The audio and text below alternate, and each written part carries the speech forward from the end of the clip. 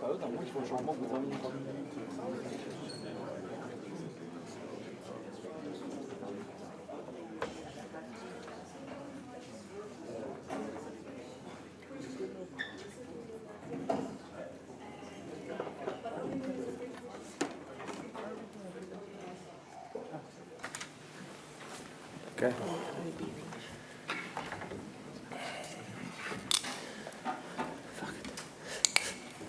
So, good evening, ladies and gentlemen. Welcome to this post-match press conference with Team South Africa.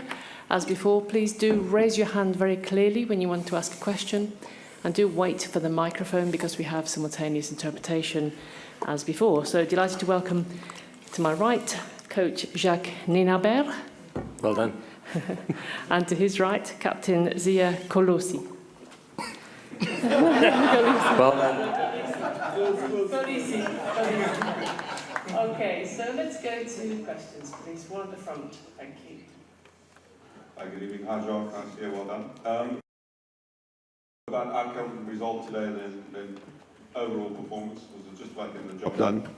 Yeah, look, this was a slippery one, I think, for us. You know, you play the number 5 team in the world ranked, and they deserve it. And we all could see what they were doing in their warm-up games and how they pushed France and the big teams that they've won in the lead-up to this World Cup. So for us, it was always going to be a slippery one, and we knew it's going to be a grind.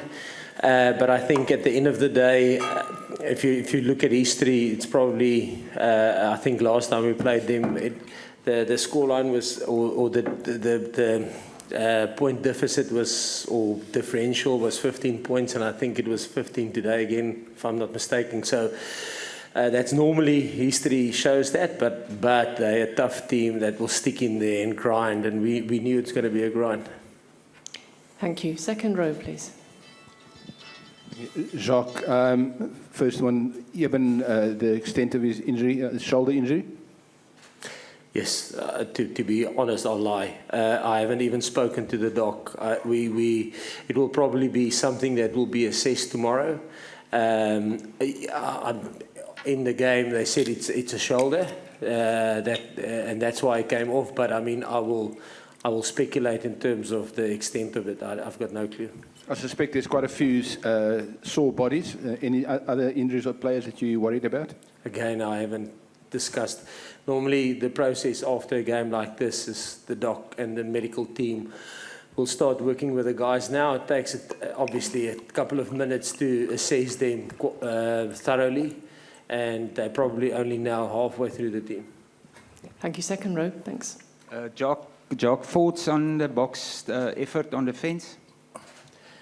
Yeah, obviously, defence this is kind of beautiful for me. So I think, and all credit to Scotland. You know, they're a team that play with great speed, and they've got good innovation in terms of how they attack. So we had to be really, really sharp in terms of trying to cut off all their options. You know, they can create something miraculous out of nothing, and so we credit to the players. There was a lot of hard work off the field, but also on the field tonight to make sure that they try and keep them at bay. And it's a tough. It took a lot.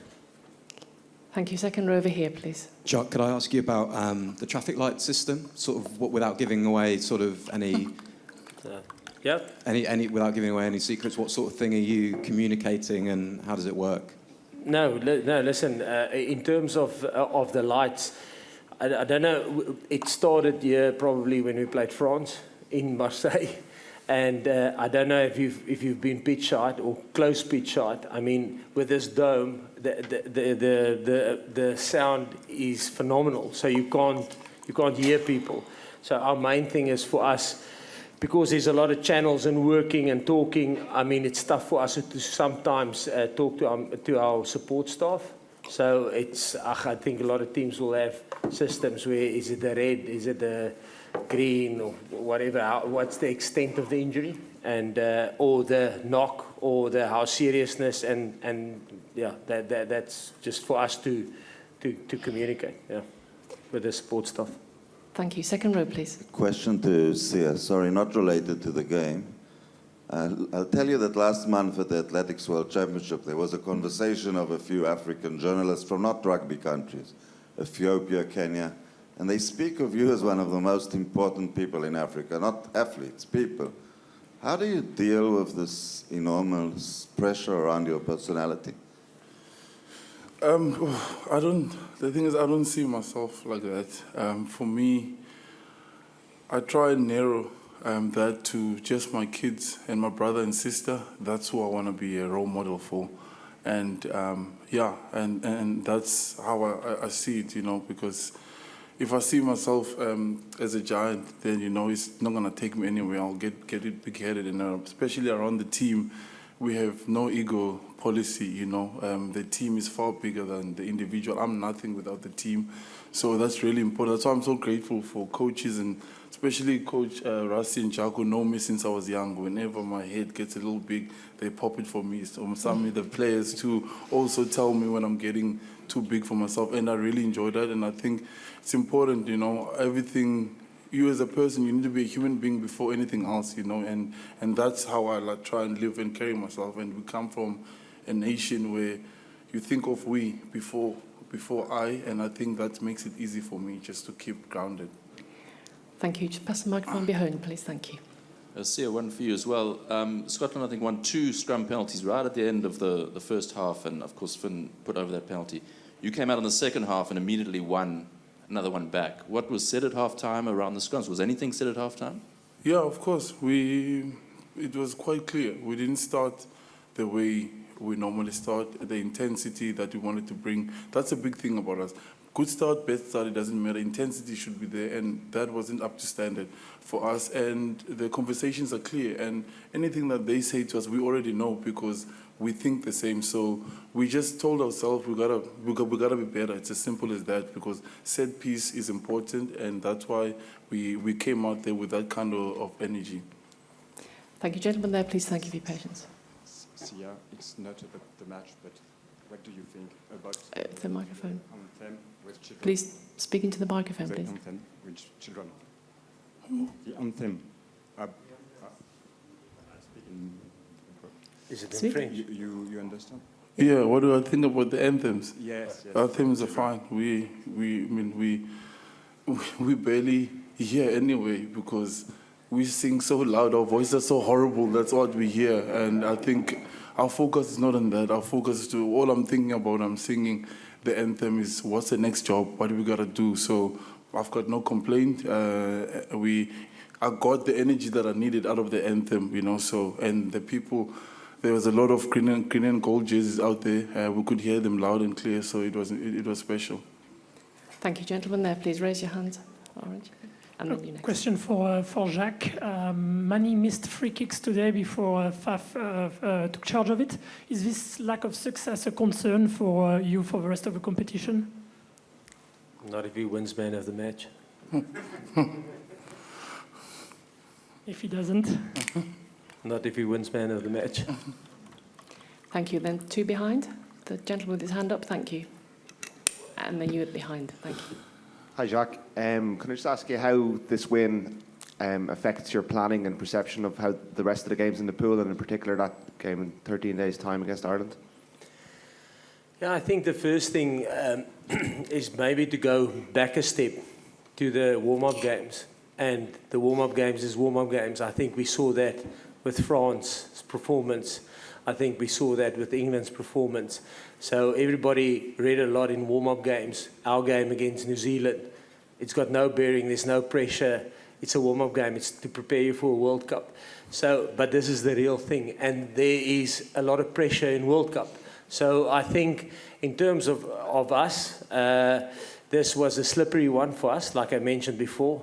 You play number 5 in the world. They have the ability to knock off anyone on the day. So for us, it's the first step in the right direction. to get out of the pool is going to be massive. We knew that. And our next focus is literally Romania. We need to make sure that we won't even think about Ireland. The only thing I will look at Ireland is obviously Romania playing against Ireland. So we won't even think about Ireland in 13 days' time. It's Romania and Romania alone, and obviously then the opportunities and the stuff that we got wrong tonight, we need to fix that before we can go further. Thank you. Jacques, sorry, I just want to, on Mani's question with the kicking, like from a player's point of view, you know, this question gets asked quite a lot when he misses kicks. Like, we play as a team, and sometimes you're not good at one thing on the day, but the way he attacked today, the way he took control of the team, how he is a general amongst us, people forget that and they remember the stuff that he does. Faf can kick, Chelsea can kick, there's a lot of guys that we can call upon. So if someone is lacking somewhere, somebody else takes over. It's the same as me. Sometimes I don't know what to call in the game. Dwayne will call, Eben will call, or Mani makes a call. So if someone is lacking somewhere, somebody else picks up for them. So he's not going to be good at everything every single day. You know, there's sometimes some fly off, you have to hide them, they can't tackle. He tackles there with us. So you can't have everything on the day. Sometimes we lack somewhere. That's why we work together. We don't stress about it. If he misses it, next time we go. It's the same as a throw. If you throw a stupid throw, you don't do it intentionally. So we're working as a group. We work together, and he has confidence in us. And when Faf has to kick, nobody stresses. We move on because he's going to be, maybe he's good on the day. Thank you. Oh, amigo. Thank you. Gentleman right at the back, please. Thank you for your patience. Jacques. Jacques, just to go back to the traffic lights for a moment, can you explain a little bit further? You mentioned this decisions On injuries, but is it also tactics? Is it penalty kicks at the posts or line out? No. And also, did he have to get permission from World Rugby to do it? No, I don't think. I think communication. You can do hand signals if you want. No, I don't think you need any permission from World Rugby. Like I say, it's a method. I was at Munster and the calls were read if it's a serious thing that we must consider a substitution. Amber is, listen, let's give this guy 5 or 10 minutes to see if he's okay. And green is, listen, it's okay. We can go on. So it's something we used at Munster in 2016-17, and it's just something that we continue with. It's just an easy way without, you can think if we talk on the radio, we want to talk tactics. So to talk to medical people about injuries just consumes the channels. So it's just an easy way to get them to get in our heads. Does it make sense? But nothing tactical at all? No. Thank you. Okay, thank you. Time for 2 more questions. I think, gentleman with the microphone there, please. Sia, you spoke of intensity, and it was visible to us that there was a big jump in intensity after halftime, in the first 15 minutes after halftime. But in terms of being on the pitch, how do you assess whether intensity is at the right level or not? Or how do you communicate that it needs to go up in real time? Well, we feel in how we hit in the scrum, how our maul is working, how hard are we getting up, how quickly are we getting off our feet, and what are we doing? Are we tackling and are we staying on the ground? Are we having second efforts? That's the kind of intensity we're talking about, you know. And I think in the first half, we didn't feel it, and it took long. And then when we got in the second half, it was just a mental switch as a group from the first scrum. We said, we got to bring in, it's all 8.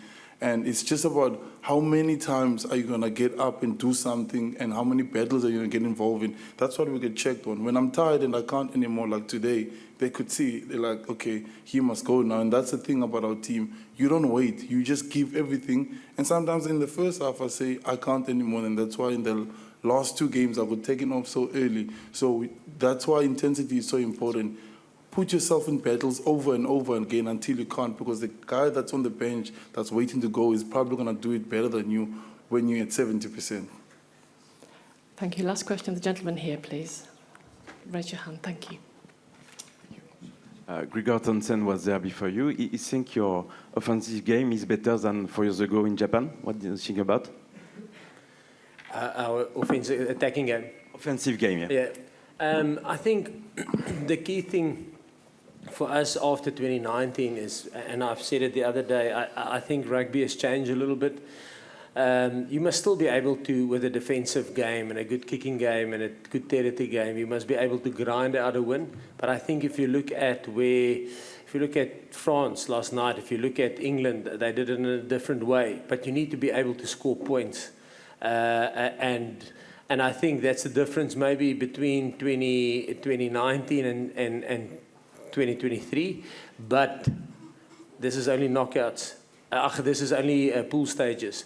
If you look at the history of World Cups, the knockout stages, if you go statistically, it differs quite a lot from the knockouts. So I can't tell you what knockouts will look like. But if you look at the big games like European Cup final, if you look at the top 14 final, if you look at the Premiership final, if you look at the Japan final, where some of our players play, the teams that win those big final games, they had the ability to score points. So I think where we could grind it out in 2019 with let's say a 19-16 win against Wales in the semi-final, you might still need it in knockouts. That's why I say I'm not 100% sure what it will look at in knockout rugby.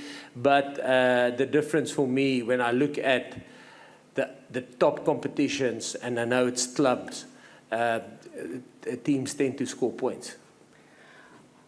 Okay. Siya Kolisi, Jacques Nienaber, thank you very much. Thank you very much for your time. The mix zone will start in a couple of minutes, and good luck with the next game. Thank you.